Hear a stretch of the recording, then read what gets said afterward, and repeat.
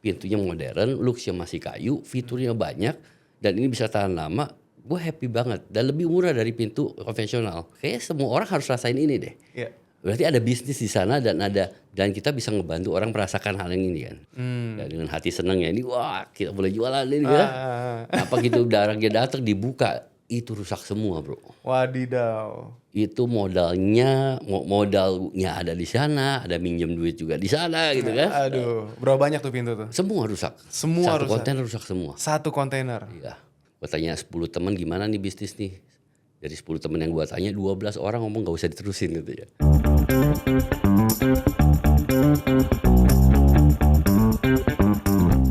Halo teman-teman, kembali lagi dengan saya Clemens Raharja, founder dari The Entrepreneur Society. Dan teman-teman, episode kali ini gak kalah epicnya sama episode-episode sebelumnya. Karena pembicaranya keren-keren, tapi hari ini kita bisa belajar dari benar-benar satu orang. Ini temen lama banget, ini ikut di The Entrepreneur Society itu udah dari zaman formulatif awal 2015-16 bahkan. Dan saya tuh menyaksikan banget pertumbuhan perkembangannya dia. Itu dulu dari jualan payung, jualan payung ya. Dari toko baju, dari bengkel las tuh inget banget dulu namanya JBS ya, Jaya Baru Steel. Ya. Sampai sekarang teman-teman tuh nanti kita ngeliat udah berapa bro karyawan total kalau boleh tahu? Hampir 600. Hampir 600 di seluruh Indonesia. Ya. Dan itu teman-teman mesti belajar nanti gimana cara pengembangan bisnisnya, mentalnya. Tapi sebelum kita mulai masuk ke situ teman-teman ya, klik subscribe dan follow juga dan nanti bisa kenalan langsung. Teman-teman harus dengerin lah pokoknya. Ini saya pun terinspirasi banget sama beliau dengan kiprahnya di dunia kewirausahaan. So, bro, thank you udah datang, thank you udah berbagi sama kita. Thank you banget. Ini boleh perkenalkan diri dulu, silakan. Okay. Nama, terus apa nih? Fortress apa sih? Coba ceritain deh. Oke, halo teman-teman. Nama saya Joni Effendi. Saya sebagai founder dan CEO di Fortress Pintu Baja, PT Jaya Bersama Saputra Perkasa. Wis, mantap. Jadi dulu namanya apa? Belum ada nih gini-ginian itu. Belum branding dulu namanya. Belum branding. Dulu namanya ingat banget Jaya Baru Steel. JBS ya. JBS. Soalnya sebelumnya JB aja, Jaya Baru aja. Jaya Baru aja gitu kan. Standar banget itu ya. Nah, oke, sebelum kita mulai deh. Jadi awal mula itu Fortress. Sebelum Fortress gue ingat banget dulu belum ada brand. Terus bahkan juga ngimpor itu kalau nggak salah 14 ya. Awal pertama ya. Pintu bajanya tuh mulai. Oke. Nah tapi pada saat itu belum pakai brand tuh ya? Belum pakai brand. Brandnya JBS sih. JBS. Coba ceritain deh gitu. Kalau dulu gue ingat pernah main ke kantornya dulu tuh di mana di Binong ya? Binong di Tangerang. Terus habis itu juga ya benar-benar bengkel ya lumayan workshop. Tapi workshop lah gitu kan. Ya.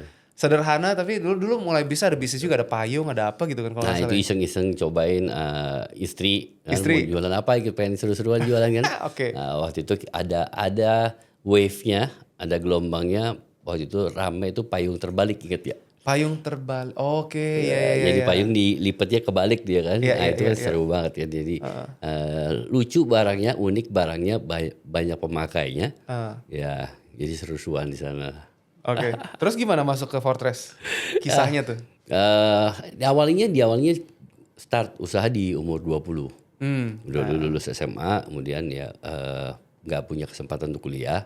Ya, cuman ya puji Tuhan punya kesempatan untuk mulai usaha lebih awal. Oke. Gitu. Jadi 20 kita mulai usaha sebagai bengkel las sih. Bengkel las. Ya. Bengkel las terus habis itu gimana tuh perkembangannya? Bengkel las itu kita bikin ngelas pintu besi yang buat ruko. Oh, ngelas pintu besi buat ruko. Ya, yang ke samping itu ya.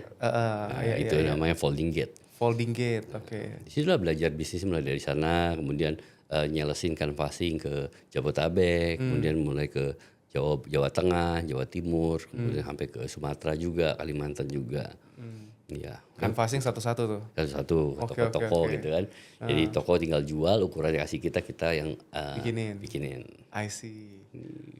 Mulai start ya tim masih pertama start 6 orang. Dari 6 orang. 6 orang ya masih ngelas sendiri juga. Ada tukang las juga, nyetir kadang sendiri, ngirim sendiri juga. Waduh, oke. Terus? Satulah ya mas kan pas waktu itu harus. Apalagi kalau ada yang keluar lagi atau nggak masuk kan harus gantiin. Oke. Ya, saya belajar nyetir mobil, nggak bisa nyetir mobil nih. Pertama belajar itu nggak mobil kecil nih, langsung diesel. Oke. Kalau diesel. Karena kepaksa itu harus bisa nyetir mobil kalau diesel. Langsung. Oke. Itu gimana tuh perjuangan pada saat itu kan terus sampai itu 2003. 2003. Oke. Berapa tahun tuh sampai akhirnya mulai main ke Fortress? Fortress 2003 kemudian itu berjalan cuman ada sunsetnya ya. Nah, sunsetnya itu ketika waktu itu semua bengkel las ternyata disuplai sama pabrik untuk produksi. Oke. Termasuk yang di luar kota. Disuplai sama pabrik untuk produksi. Oke. Pada saat itu Voltigate agak naik, ada beberapa pabrik buka beberapa pabrik dan pabrik ini karena pasarnya Jakarta terlalu kecil mereka expand ke luar kota. Sehingga customer kita di luar kota langsung punya bahan baku dikirimin tukang lasnya dan mereka produksi sendiri. Mungkin harga menang kita Jakarta, kualitas mungkin menang, cuman yang kalah dari waktu. Waktu ekspedisi dari sini ke sana. Sedangkan orang kalau bangun ruko waktu itu lagi ramai ruko ya, itu bangun selesai mereka mau tutup cepet-cepet. Nah di situ kita sunset yang di Jakarta assembling bengkel assembling seperti kita down. Itu tahun berapa tuh? 2011-an awal lah ya, 11 gitu ya. 11, 12. Terus habis itu main pintu baja tuh? Nah di sana mikir kan, apa nih ya gitu. Ini udah sunset mau ngapain nih? Ya pikir-pikir cari sesuatu gitu, cari apa. Nah dapat waktu itu kantor mau perlu pintu, ya pintu di kantor di Binong itu mau perlu pintu ganti ya. Ada teman kasih pintu ini loh John, ada pintu baja katanya. Ya udah beli satu buat di rumah, buat di kantor kan. Ternyata pas dipasang itu kok keren banget. Sebagai customer ya, gue puas banget itu. Pintunya modern, looksnya masih kayu, fiturnya banyak, dan ini bisa tahan lama. Gue happy banget dan lebih murah dari pintu konvensional. Gue udah cari-cari juga kan. Jadi berangkat dari rasa feel happy itu, I'm happy customer kan. Nah gue rasa kayak semua orang harus rasain ini deh. Berarti ada bisnis di sana dan kita bisa ngebantu orang merasakan hal yang ini kan. Keren. Nah di sini pikir oke kita akan coba deh untuk jalanin ini. Itu start di 2013-an. Ya, kemudian 14 kita realisasikan import pertama. Nah, terus gimana tuh? Di situ masih pakai nama JBS ya, Jaya Baru Steel. Import pertama itu challenging banget karena gue nggak ngerti, bukan importer ya dari SMA kemudian bengkel las kemudian tiba-tiba import barang gitu. Itu nggak punya pengetahuan. Jadi ya ke sana nekat aja. Bahasa Inggris sebisanya. Ini import dari China. Tapi ngomong bahasa Inggris. Bahasa Inggris sebisanya. Bahasa Cina gak bisa. Keren. Wah, keren. Oke. Ya, gue lahir di Bandung, ya besar di Surabaya. Jadi nyarios Sunda tiasa, ngomong Jawa ya iso. Oke. Ngomong Cina gue gak bisa. Itu susah kan. Sama-sama Cival gitu ya. Terus. Ya sampai sana ya sebisanya untuk jelasin bahwa Indonesia marketnya besar gitu ya. Pakai bahasa Inggris sedikit sama bahasa tubuh lebih banyak kan. Sama gambar-gambar lah ya. Bahwa Indonesia marketnya besar, saya biasa kirim pintu besi ke island di sini gitu ya. Kepulauan sini kemudian mendapatkan trustnya mereka kemudian ya masuklah import gitu. Nah, sebisanya. Udah sampai di Indonesia kita tunggu 3 bulan kemudian baru datang tuh. Ya, dengan hati senang ya ini wah kita boleh jualan ini ya. Apa gitu barangnya datang dibuka itu rusak semua bro. Wadidaw. Itu modalnya ada di sana, ada minjem duit juga di sana gitu kan. Aduh, berapa banyak tuh pintu tuh? Semua rusak. Satu kontainer rusak semua. Satu kontainer. Iya. Itu karena kita gua nggak punya pengalaman. Ya, terus karena ditulisnya adalah steel door, ya orang handlingnya juga ya udah namanya pintu baja kan langsung dilempar diinjek lah. Tapi itu ditumpukin sampai 3 meter gitu. Nah ternyata jalur yang saya pakai salah waktu itu, gua gak ngerti kan. Jalur yang dipakai salah, ya jadi mengharuskan dia harus bongkar muat, dan handling itu berantakan. Kasar, iya. Udahlah gagal itu yang pertama, merenung lah di sana kan. Itu mikirin cara benerinnya gimana nih ya? Mikirinnya aja kita nggak dapat tuh. Tiap hari tuh ke kantor cuma diliatin nih barang mau diapain nih. Oh ya kita coba begini, coba gagal lagi, gagal benerin, gagal lagi. Sampai 6 bulan baru kita tahu oh ya caranya benernya gini tapi harus pelan-pelan. Oke. Ya, nah begitu kan tanya beberapa temen ya. Gue tanya 10 teman gimana nih bisnis nih. Dari 10 teman yang gue tanya 12 orang ngomong gak usah diterusin gitu ya.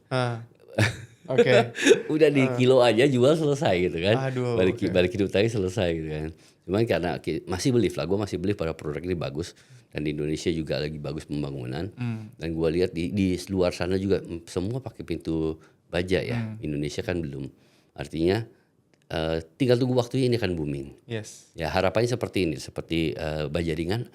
Atau baja ringan dulu pertama keluar kan juga orang nggak terima. Betul. Aneh kan pakai baja ringan segitu.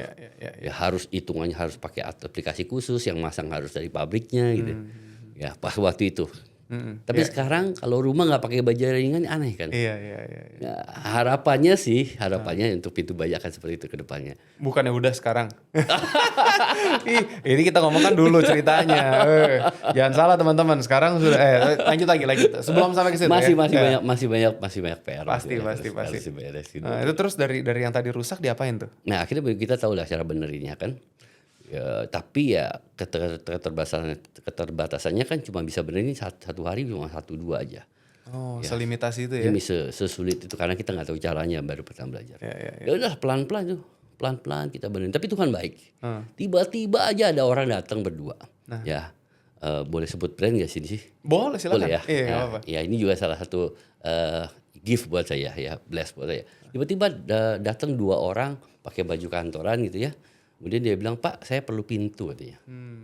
Ya, dan pintu ini waktu itu kita cat jadi warna putih. Ya, kita repaint ulang jadi warna putih. Dia bilang saya ada proyek ini dan ini saya perlu pintu yang warna putih.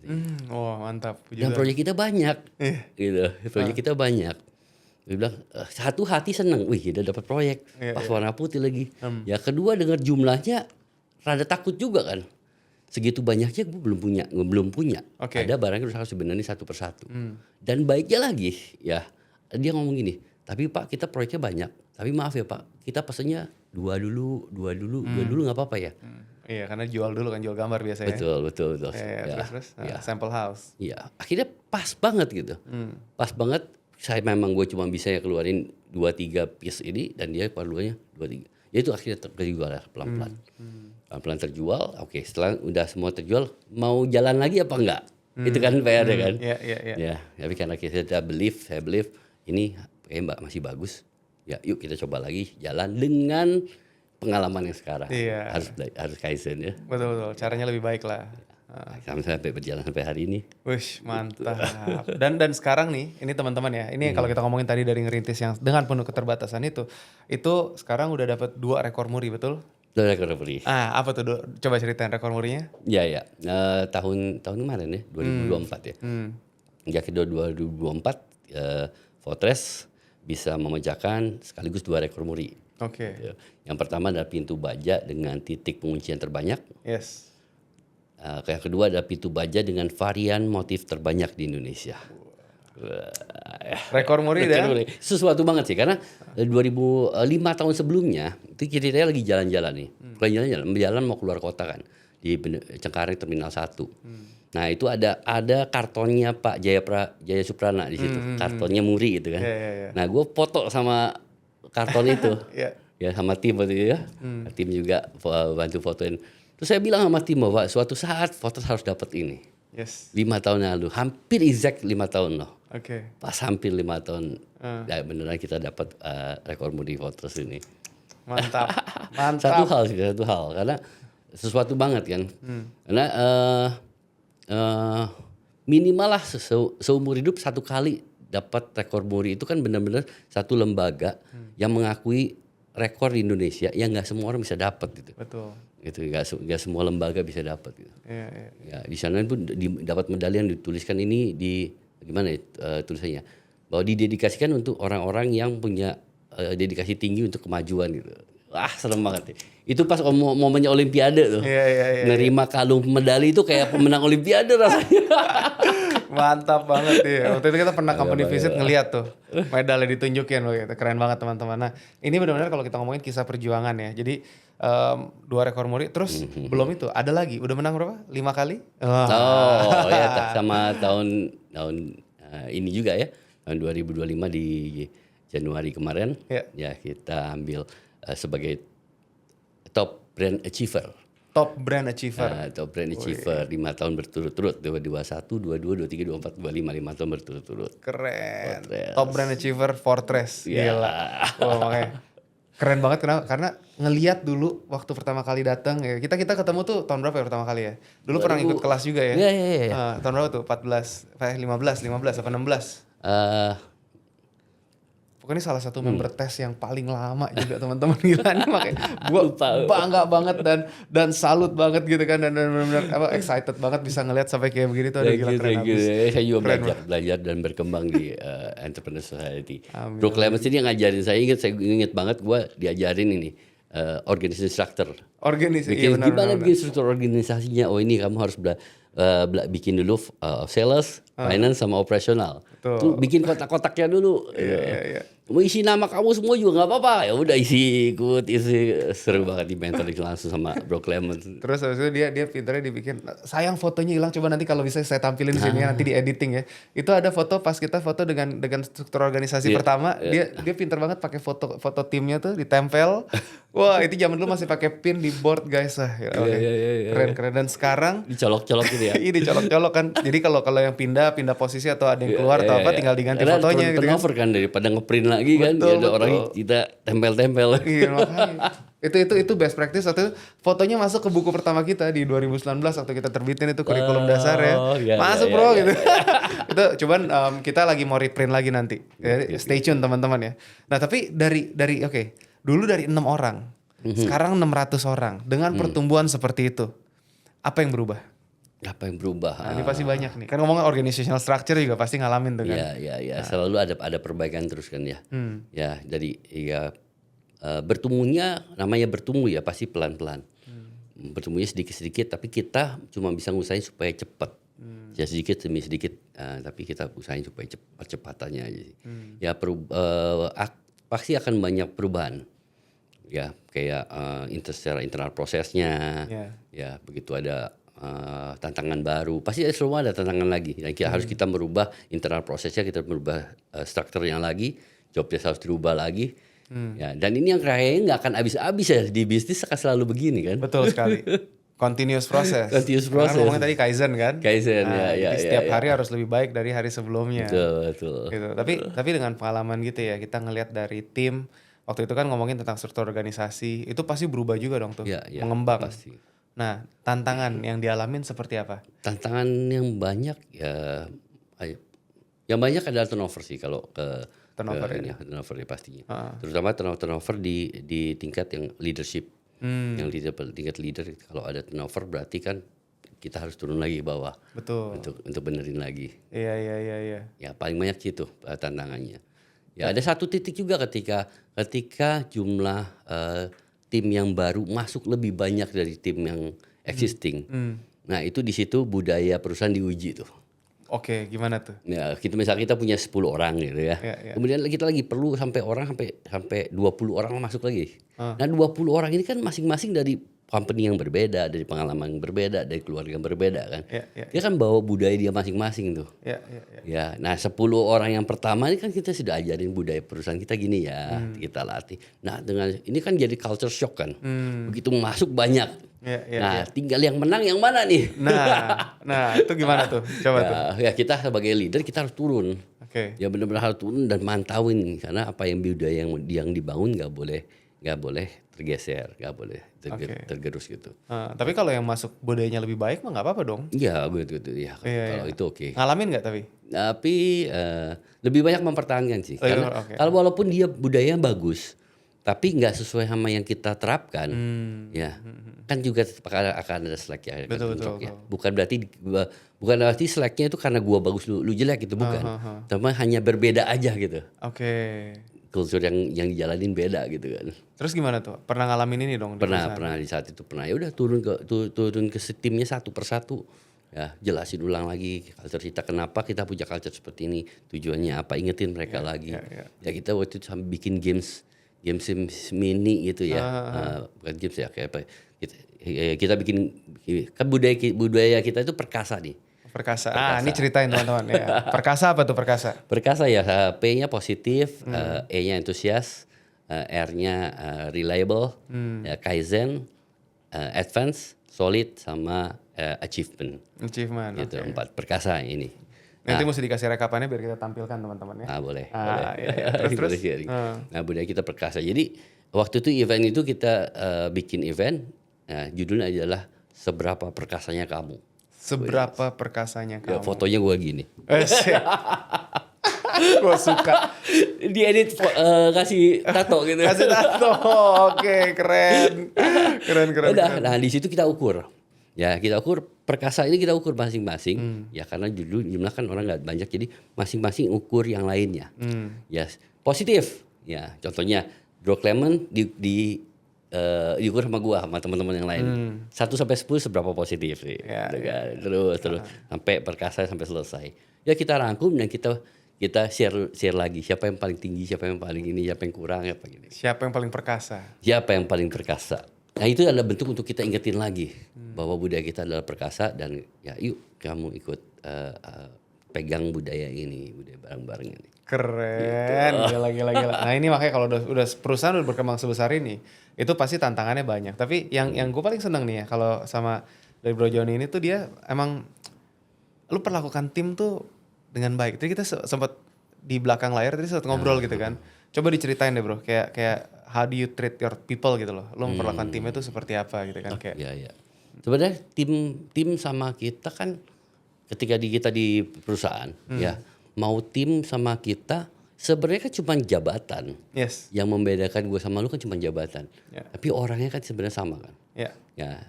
Bagus Saya banget. sama lu kan sama. Ya, mau ini satu CEO, satu security atau OB, kita cuma beda jabatannya. Ya. Ya, tapi manusia adalah John dengan Ida gitu kan. Ya. Ya, interaksi manusia ini yang lebih penting dari cuma sekedar jabatan. Kita perlu untuk di waktu kita bekerja aja. Yes. Ya, di luar itu ya yang kita lihat adalah orangnya sebenarnya kan. Yes. Nah jadi karena makanya kita bilang Bro John itu very humble dan memperlakukan Thank you. manusianya seperti manusianya kita ngeliat dari situ. Tapi tetap dong mereka punya target KPI Ya, apa semua ya, pekerjaan ya, tuh harus dikerjakan dengan baik gitu kan. Kalau enggak ya sama manusia, tapi kalau misalnya nggak ngerjakan itu gimana gitu. Betul. Nah ada satu quote yang bagus yang Henry Ford ya tadi Henry you Ford mention. yang suka ya. Ya kan lu selalu mention itu tuh. Coba dikeluarin. Iya. Henry Ford kan bilang katanya kalau mau jalannya cepet ya jalannya sendiri gitu kan.